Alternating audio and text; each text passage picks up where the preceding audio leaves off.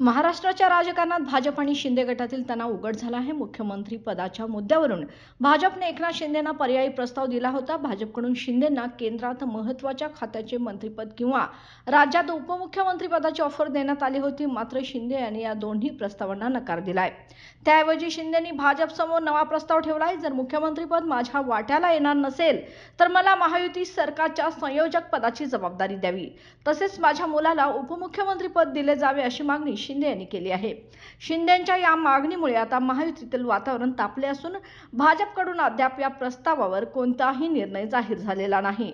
मात्र भाजप आणि शिंदे गटातील हा वाद महायुतीच्या राजकीय समीकरणांवर परिणाम करू शकतो, अशी चर्चा सध्या राजकीय वर्तुळात सुरू झाली आहे।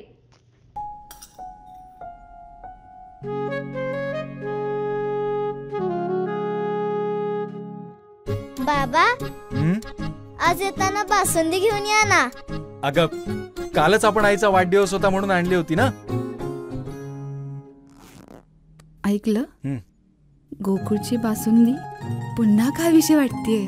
खरं सांगू, मलाही खावीशी वाटतेय।